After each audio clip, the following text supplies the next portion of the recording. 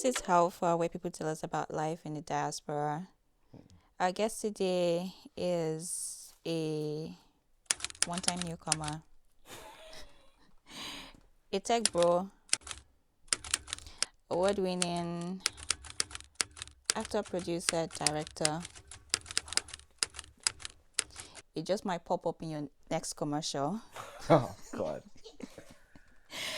You'd see him, you might have seen him in The Janitor, Together Forever, Problem Child, a bunch of other stuff on the internet. What else have you done? What else have I done? Yeah, I've done other things. you've done other things. Yeah. Okay, but everything I said is correct. That's good. Yeah. He also has like something coming up in a few weeks, right? Right. Okay. Yes. Um, I will be. I will have the honor of playing Moses in the Prince of Egypt musical. Wow.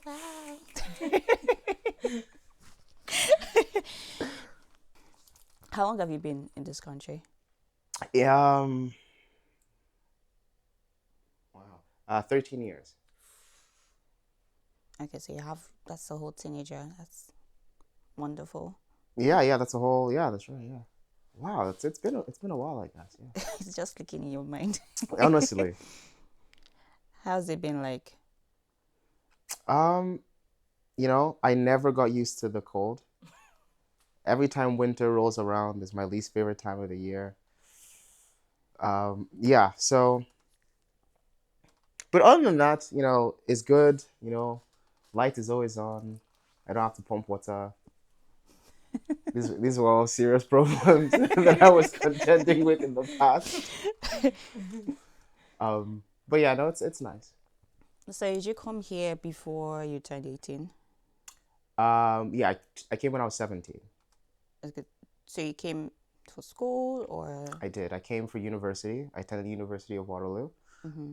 Um, for computer engineering. So And you then came straight to school? I came Right. straight. Yeah. Right. Okay. So you said the weather was like the hardest thing to, that was like hardest thing to get used to. Yeah. I mean, well, I wouldn't say the hardest. It was one One of, aspect, okay. but it's such a different culture as well. I think the culture shock was also real. They use different words, different slangs. They mean different things. Um, and then the weather. So it was everything all at once. School, getting used to the school and everything as well. The school, is it the education system or the style of teaching or maybe just being with different students? I want to say a combination of everything. Certainly the style of teaching. Um, What's different about the style of teaching? that's a good question. I don't know. Um, I just remember when I was in first year of university, I had this physics class, and I remember there was a day we had some tests, and I went and I studied the whole week, the whole night for this test. I got 42%. Now let me tell you, listen, I get good grades, so it didn't make sense, and I remember going to the instructor and saying, and I was trying to understand, and he was like, "You didn't study." I was like, "What you mean I didn't study? I studied the whole night." And he said, "I don't know what you did, but I know you didn't study." Well, And I think that was, I think it made me feel like I have to recalibrate something, and so I did. so what had to change about your studying? You don't I shall know something changed, and I passed. The rest is in the Lord's hands. So about the culture shock, what's the culture? What was the culture shock? Oh, so many things. I was coming from a boarding school in Nigeria, in Port Right. Harcourt. And so it wasn't that strange coming from a boarding school to living on campus here. That was fine. But, just the way people talk, they started using words I'd never heard before, like words like sketchy. I didn't know what sweatpants were, what that was all about. You know, um, so many different things. You're sort of meeting all these people, um, which was great. I mean, I feel like everyone was very friendly and welcoming, but just the way they interacted with each other was just not the way I interacted with people Right.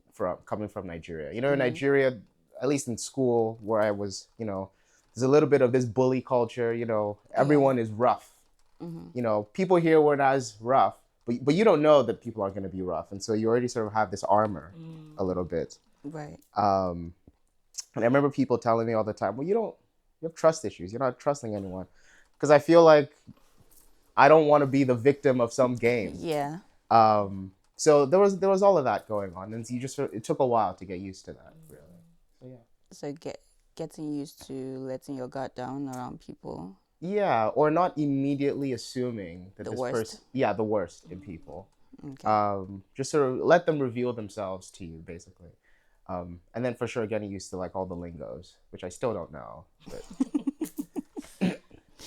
So was the plan to come here, school, and go back, or to stay? I didn't have a plan. What does that My mean? parents sent me to school, and I was glad to not be in Nigeria. That was the Fair. whole plan. What was going to happen afterwards? But did you finish high school in Nigeria? I did. Okay, so you're done with that. So you just came straight to uni. Like Yeah, you didn't do exactly. anything in between. I didn't do anything in between. I just Okay. came straight to university, and I had no idea what the plan was. My parents didn't share any plan. They just sent me to school, basically. And I have two older brothers that were already here, and so okay, they were, they weren't. Excuse me. At the time, they were not yet done school, but they were soon finishing school. Right. And they finished school, and then they started working, and then they started getting their PR and then citizenship. So that path was sort of being laid out for me while I was in school. So I was expecting that same kind of thing will happen. Okay, so it's just okay. Your brothers are doing the same thing, so you just go on. Yeah, exactly. The last thing I wanted was to finish school and have to go back to Nigeria. Did you think about going to a different country? Or not going to where they were? Instead of Canada? Yeah. I mean, in terms of schools, we had applied to Queen Mary University in England and some schools in the US, but they weren't really the plan. They're just options. They were just options. Right. Because I think, my parents, since my brothers were already in Canada, they just wanted to make that. Just go on there. Yeah, exactly. Did they also go to Waterloo? No. They went to Carleton and Laurier. Right. Okay. So your choice of program, you did engineering, computer engineering. Was that something you were passionate about, or was just a practical choice? I liked the program for sure, and I mean, at the time, when I was in high school in Nigeria. Nigerian high schools are very theoretical. There's not a lot of stuff that you're doing. And so I was exposed to software engineering through a friend in school. I think by the time I was in, I think this was SS2. So there wasn't a lot of time, but then I felt like, okay, I'll do that. And then my dad applied for schools for me with that software engineering kind of thing in mind.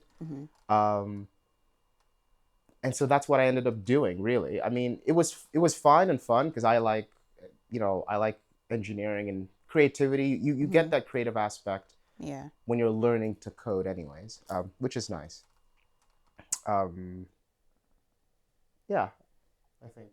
So did you have any other course in mind, any other programs that you would have done if your dad didn't pick that? Oh, yeah. I was trying to tell them I wanted to study physics. And he was not about it. My uncles, I remember on the couch was him and my uncles and his friend, and they were all saying, "You shall not study physics."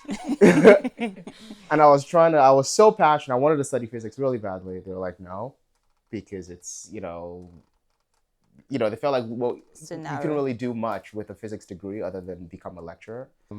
So I think because of that, once I then picked up this thing with engineering, that's all my dad needed, Right. and he just went to town. Yeah. So when you finished this program, you went into work, right? Did you go straight into work, or did you chill for a bit? Um, I kind of went straight into work. I think I graduated in June and I started working like September or something. Um, so yeah, I kind of went straight into work. Did you have to do any? Did you ever do any, like say, odd job while you were studying? While I was in school, no. Um, while I was in school, I didn't, because I was really just trying to focus on school. I wanted to, um, but I didn't. I wasn't allowed to really. I couldn't as an international student, at the time, I think.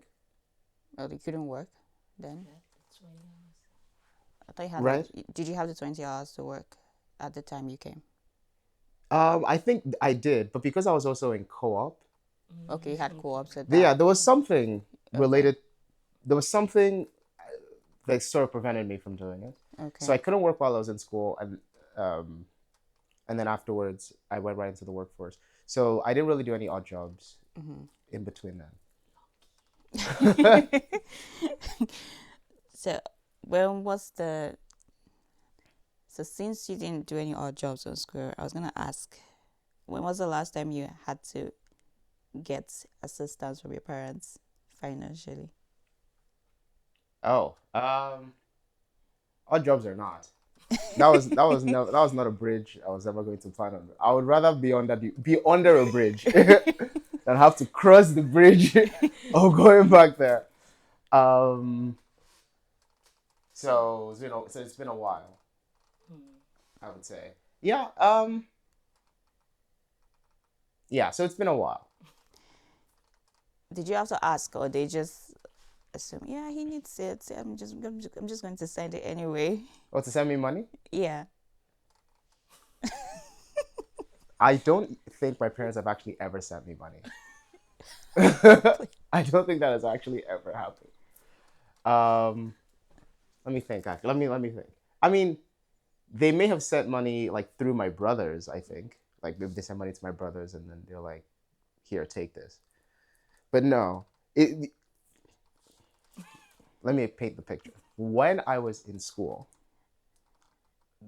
was when my parents were sending me money, and I had an allowance. I had a monthly allowance. Right. Okay. Now, let me ask you. I know you're the interviewer. How much do you think is a reasonable amount of money every month that someone should have? That will depend on where they are at. No, it's true. It Are does. they students? My allowance is $120 a month. That's all. Was accommodation paid for already? Accommodation was paid for. Yes, Okay. that's true. Okay. But Okay, at least that takes a cut. yeah. But once you buy one thing, that's the end of the money. And I remember being on the phone begging. My dad said, "I need more money." So, what do you need more money for? So, but ever since then, my parents haven't sent me money again. Yeah. Okay, so at what point did you, because you started working and you started working in tech, right? At what point did you decide to pivot, or let me say, have you always been acting? No, I've not always been acting. I So how did that happen? think it's such an interesting thing for me. I think because it wasn't in mind at all, really.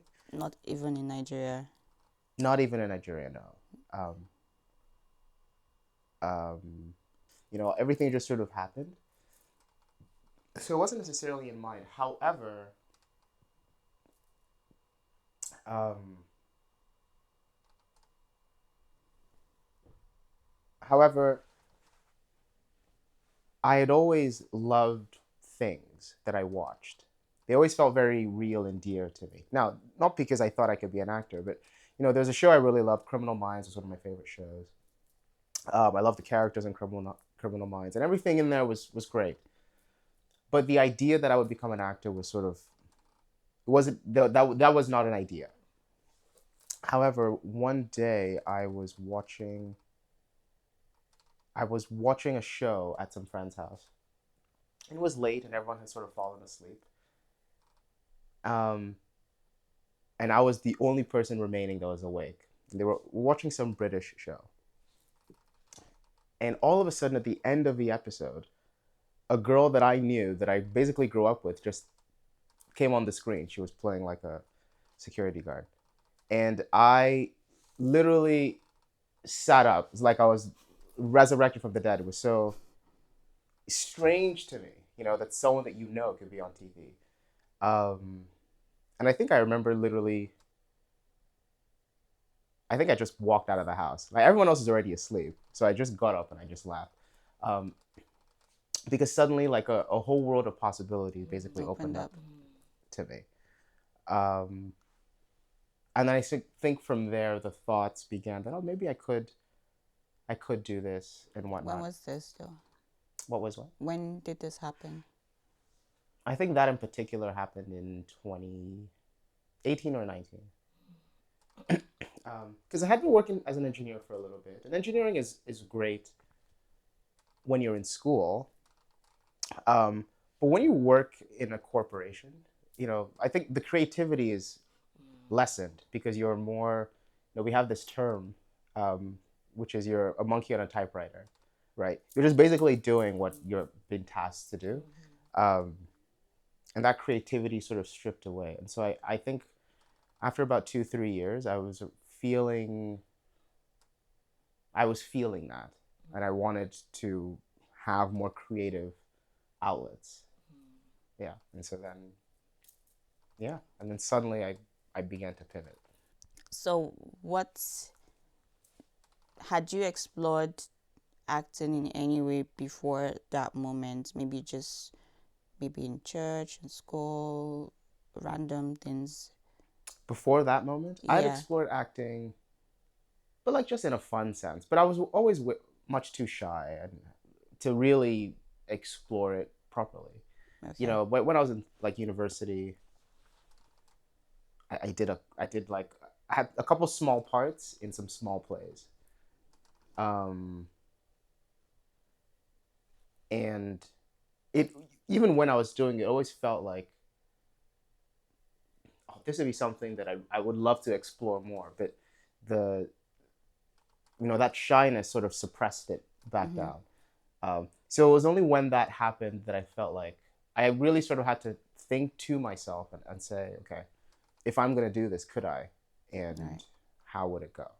And what do I need to, I'm going to have to deal with the shyness, deal with all of how much reading is going to come with and the study and the preparation. So when you had that moment at that friend's house and you left, what steps did you take immediately after? Like, okay, I'm really going to do this. Well, I'm very much an academic at heart, and so I was looking for acting classes or schools in my vicinity to attend, but I was not really looking. I was pretending to look, and I would go online and I would peruse. And that would satisfy me for the moment, and I would close it and not come back. Eventually, I found myself on the website for Toronto Film School. And I just I read their thing. And again, I was done. And at the bottom of the page, I thought there was a subscription for a newsletter. So I was like, I'll subscribe to their newsletter. I put my info in, and that was it. I closed it. And very, very shockingly, 30 minutes later, they called me on the phone. And I thought, this is the most bizarre thing ever. I actually didn't believe it. I thought this must be a scam or something. No, it was an actual recruiter. She called me and we spoke for a bit, and then she asked me to come in. And so then I went in to Toronto to see her.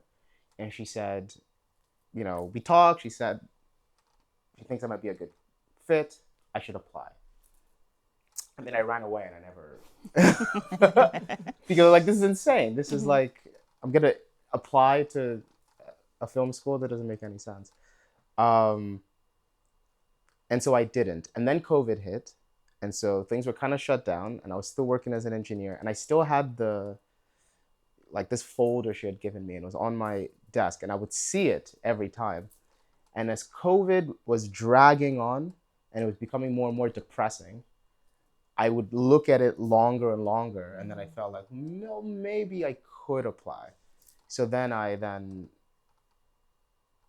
before I applied, I went online to do some kind of acting classes to see, because you have to audition. Right. And I felt like I couldn't audition because I didn't know anything. So then I did some master classes, and then I auditioned, and then somehow I got in, and then, which was very strange. Yeah. And then so it began. So we're going to come back to that, but I'm also aware that you do like music, right? Mm-hmm. And I would say music is also creative. Mm-hmm. And that's also a creative outlet. Was that not enough in that moment where you felt like you were being drained? It's a good question. Music is also very creative. However, I think whilst there's so many similarities between being a musician and being an actor, they're not. They almost serve different streams. I feel like as a regular person in the world, I think it's incumbent upon me to behave in a certain manner, for a variety of different reasons. For social reasons, for courtesy and politeness. However, when you're an actor, you can permit yourself to behave in a manner that you might not behave in that same circumstance. Um, and it might be good to do that in whatever setting that's in, because that can help really flesh out who a character is and help a character grow. There are all sorts of reasons for that. Mm-hmm. Now, musically, you can outlet.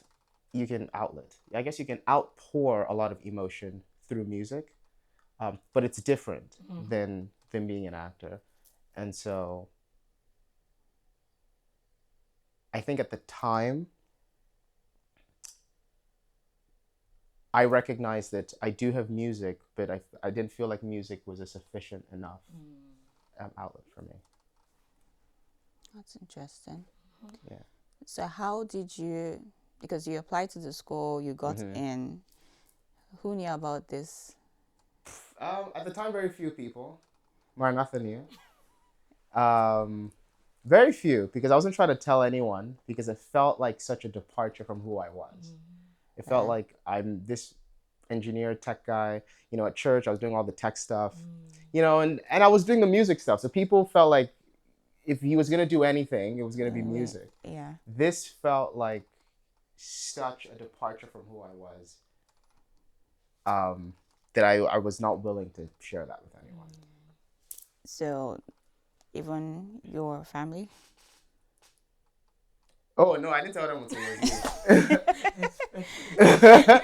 you. Yeah. Well, I mean, I told my brothers.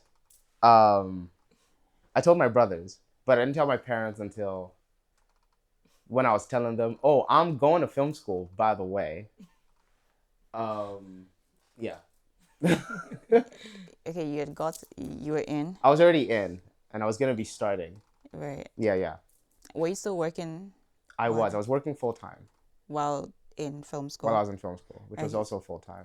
Okay, so how did they react to that?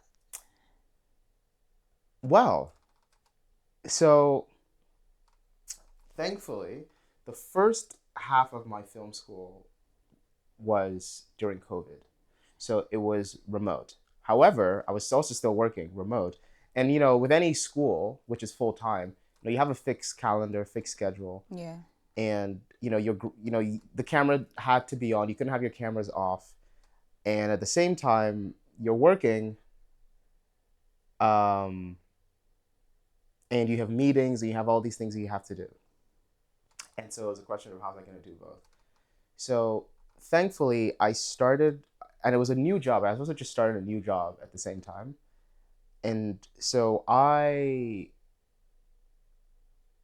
began that job, I think, about 3 months or 2 months before the semester started. Okay. So I used that time to try to get up to speed as soon as possible. And then once the semester started, I think the whole first semester or the first half of the semester, I didn't tell anyone I was doing this thing. I just finessed and finessed. Then eventually I said to a colleague, I asked him, how's my performance? How'd you feel? You feel I'm doing all right? He's like, yeah, I think you're doing fine. Is there any problems? Like, no, nothing. The Nothing. state of your job. Yes. Exactly. And then I said to my team lead, I had a manager and a team lead. I said to my team lead, how's everything? He's like, no, I think you're doing well. I said, great, because I'm actually doing this other program on the side. Eventually, I did tell my manager, and he was like, you know what?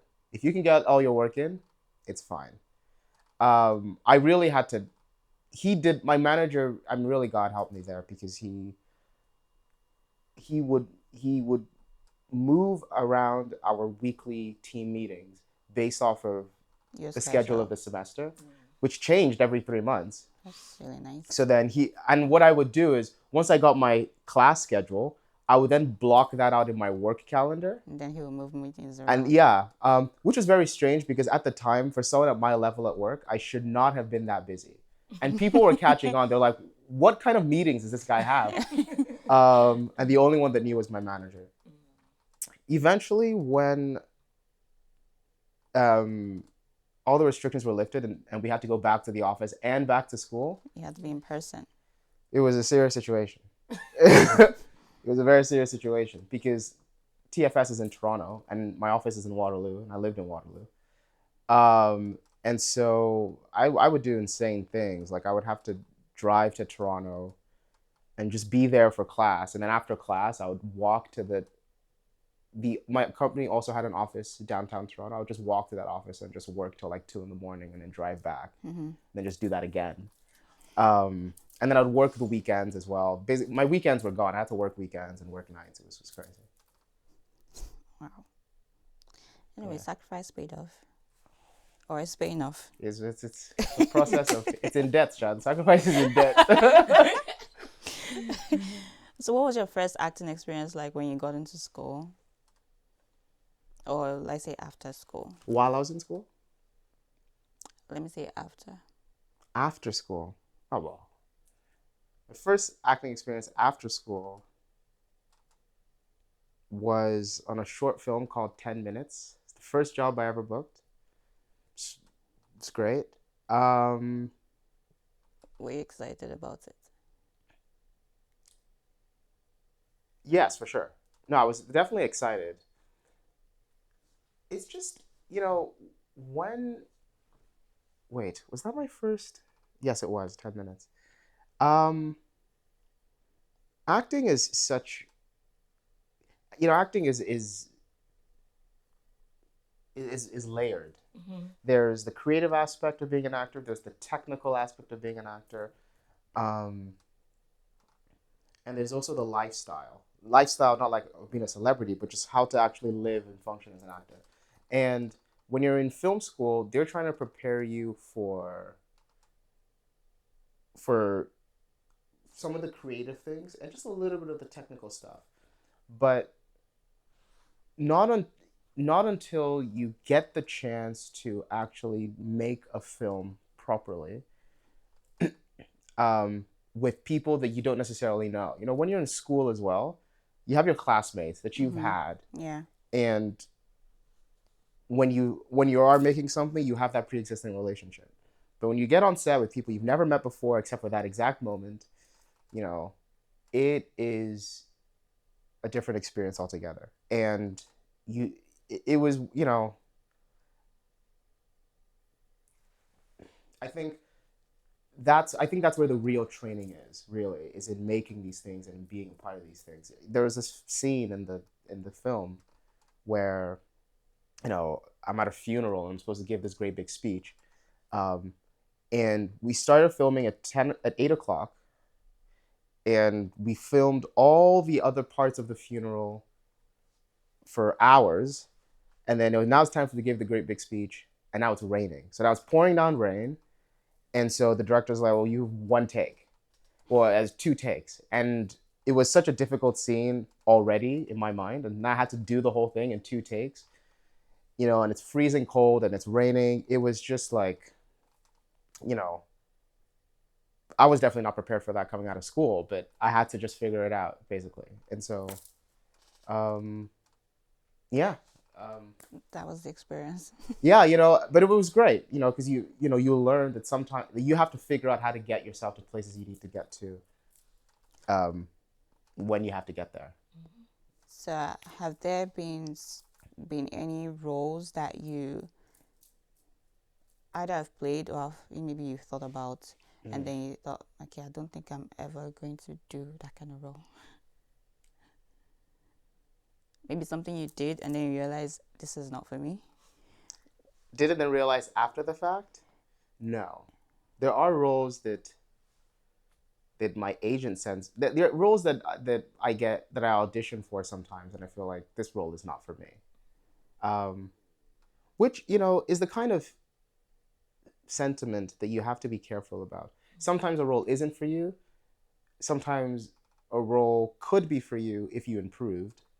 Sometimes you think a role is not for you because you're trying to limit yourself. The question is which is which, and that's it's very difficult to decipher. But there are no roles I've already done that I feel like wasn't for me, but there are roles that I have auditioned for that I felt like weren't for me. Okay, what kind of role would that be? I mean, okay, for instance, I'm not a typical class clown. And so any kind of class clown type of person is just so difficult for me to, connect with and be real in. Like, if my character can't be serious to save his life, just cracking foolish jokes, I feel like slapping the character as I'm reading it. And so it's just so hard for me to actually be that. Bring yourself to that. Okay. Yeah, but that doesn't mean that I can't grow. That doesn't, I have to decide if that's just me limiting myself. Because I could just grow into becoming that. Yeah. Okay. And how what would I say? How has acting changed? Like how you see things or the way you live? Has it changed you? I would say that one of the things about being an actor is, there's a freedom of expression that you have to allow yourself when you're an actor, and that can also be really helpful in life sometimes. Yeah. I'm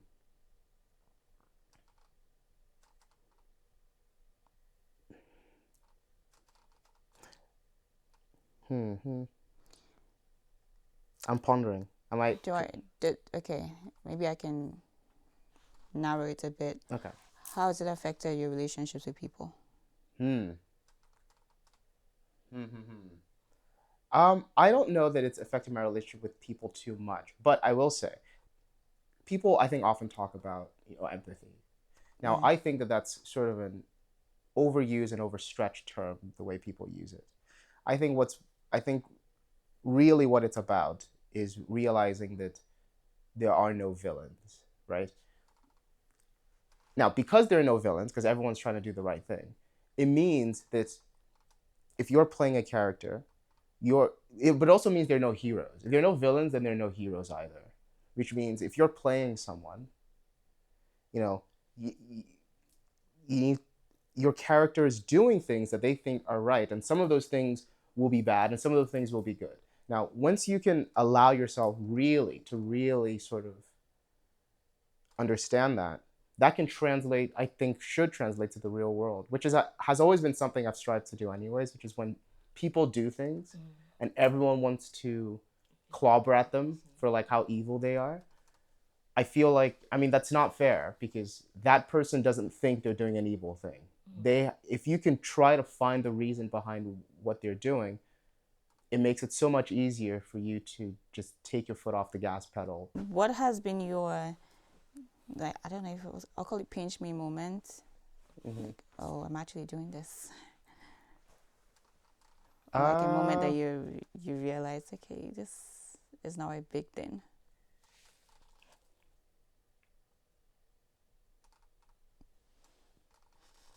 I don't know that I've had one yet. I feel like coming up to Prince of Egypt, I might have it then. Okay. Or actually, you know what? I think, yeah, when we had the costume fitting for Prince of Egypt, and like I wore the outfit for Moses, I felt like, oh wow, man, I'm playing Moses. This is very, very serious. Yeah. What has been your most disappointing moment in this journey? Man, we don't have time. Oh no. We don't have the time to go down the list. All of them. No, No, no, no. there has to be one that's the biggest. There has to No, be because one. let me tell you the problem. This is also the second problem with acting, which is, you know, you do something and then in the moment you feel like, oh yeah, that was good. I was like, yeah. Then you watch it and you're like, Jesus. Delete that footage. Right, man. That's so plenty. And that happens all the time. Like it's recently, like last week or something, I went back to watch my acting reel that I made when I was in school. God is good. But you have to give yourself credit at some point, because your work is supposed to get better and better, not Yeah. not the other way around. So That's why I if said it's the good old, thing. it's But you know what's funny is at the time, and I agree, no, your work should be improving. And so if it's old, it should be worse, which is a great way to think about it. yeah.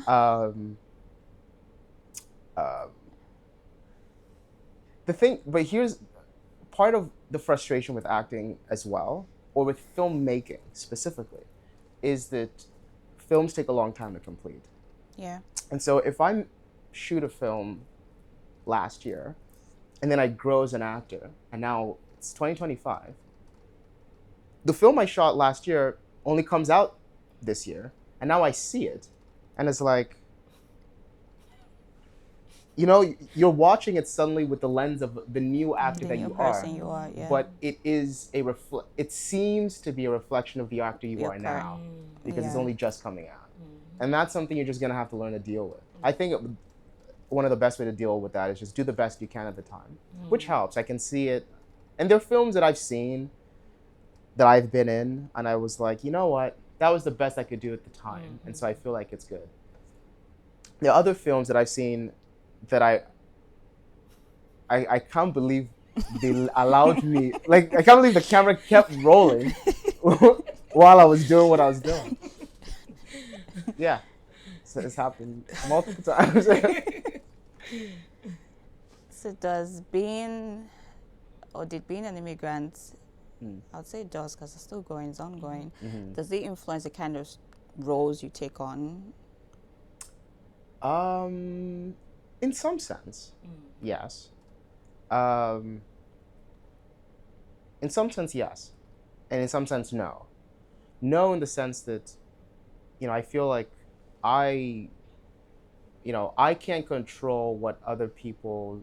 Well, I can control to a degree other people's perception of me. Shortly, I know my hair looks insane now, but it's because I'm growing it out. But prior to graduating film school, my hair was much longer, was in twists and everything. And after I graduated and I was going to take my first set of professional headshots, I decided to cut my hair so that I looked more reasonable. I feel like things like that are within my control. But, I can't stop being Nigerian all of a sudden. And so because of that, I don't worry about it. I feel like there are a lot of people that worry about it. I feel like that's not going to help them, and so in that sense, I would say no, it doesn't really affect me. I feel like people that are looking for someone that looks like me to play the part that they're looking for, Yeah. hopefully my headshot lands on their desk. Okay. Because the truth is, everyone is struggling. I mean, I have a lot of actor friends from all ethnicities, you know, Indian, white, the rest. We're all broke and we're all out of jobs. It's just, you know, it's that's just the truth. Yeah. But then in another sense, I'm also the type of person that I think that there's a lot of content out there already that there's already a lot of, let's say, political content out there already. And so I don't feel that I need to add to that. That's not my mission as an actor. And so I'm a little bit more adverse to taking on roles in those kind of circles. So yeah. So you also write, and then you've written some of the things that you have, you know, featured and produced and all that. So does it influence the kind of stories you write? Ooh. Yes and no. I remember when I was in film school, when I first started writing, I was determined to give all my characters Yoruba names. And so I did. But that was just me just being determined to give them Yoruba names. Outside of that, not really. I think I'm more interested in writing compelling stories, and that can take on any form. So if there is a compelling story that I really want to tell, and you know, the fact that, you know, I'm Nigerian, or there's like an immigrant component to that, then that's fine. I wouldn't actively try to run away from it if I felt it was a compelling part of the story. But I won't also be actively seeking it out either, because I feel like that's not really what interests me in particular. Okay. So you said something about, like, you know a lot of people that are struggling as actors. What do you do in moments that are, let's say, slow, when you're not really getting stuff? This is depressing. That's actually why I started making films, because I'm just sort of that type of person. So I don't know what other people do. Well, we typically just do nothing. That's actually what other actors do. You know, when it's slow, other actors have other work that they do. You know, they work in restaurants, or they're a teacher, or they do this, that, the other thing. For a while, I was no longer working in engineering. I was just doing acting full time, and I had so many slow moments, and it was so depressing that I felt that I had to do something, and so I started making films.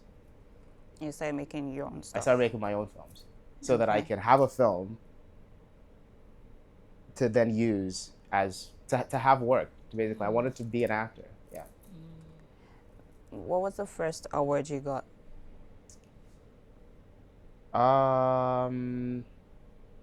My second film, The Janitor, won a few awards. It won Best Cinematography. Shout out to Roberto Lambrano. Fantastic cinematographer. It won Best Cinematography. It won Best Original Music. It won, I think it won Best Director. And then Best Experimental. I don't even know what that is. I collected the trophy. But I don't know what it means. So, if you could go back to, say, your teenage self, that you know, before you stepped out of Nigeria, what would you say to that person? I'll say start studying acting now. Really? Well, you know, I feel like the timing of which I became an actor, you know, I feel like God's time is the best. But, you know, sometimes I do feel late to the game, because I started after I was already done school and I'd been working for a bit. You know, almost every actor that I meet, without exception, but almost all of them, They've always wanted to. Yeah, they'll tell me, well, I've been acting since, you know, I was brushing my teeth. And it's like, I'm sorry. That's not when I started. Right. But you know, I think even if I still became an engineer and everything, I think just having that That's ability, just on the educating myself a side. little bit on the side, you know, would have helped. But um, is there anything else? I don't know. Let's say that for now. Okay, but at least you're proud of the journey. It's I think it's been a very interesting journey for sure. Yeah. I will say this though, I'm glad that I'm also an engineer. Okay. Because definitely the hardest part about being any kind of creative at all is finances. And I think a lot of people go to school to become a creative. They go to school to become a musician or a dancer or an artist or an actor. And school is expensive, and you graduate from school and you don't have a job. And so then they end up having to do a lot of work on the side to make money. And then that ends up taking into their time from this artistic endeavor that they actually want to do, which they spend all this money to become. You know, so I'm glad that I have the opportunity to be an engineer, because that affords me to be able to, you know, at least I was able to leave engineering for a while to be an actor, you know, and effectively deplete all the money I had saved. But I had money that I had saved that I could use for that venture. Right. Which I recognize is not an opportunity everyone might have, because they studied acting in school, so they don't have they don't have something A else. second job. Or Yeah, so I am fortunate that I was able to do that for sure. And I would give that advice to anyone else. If they want to become a painter, they should first go, you know, become a business admin or something, and then they can work as a business admin. find something that. Yeah, because that'll pay them real money Right. before they become a painter.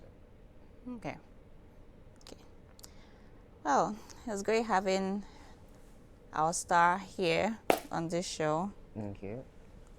We look forward to having you back at some other time. That's very silent. That's very silent. Well, I look forward I'm to not coming back. Okay. Okay, so to see more of this, please like, share, subscribe to the channel. Watch out for our star in your next commercial or your next movie. Also, go see Prince of Egypt. Yeah, November 6th through 8th Okay. in Brampton. This is OWFA.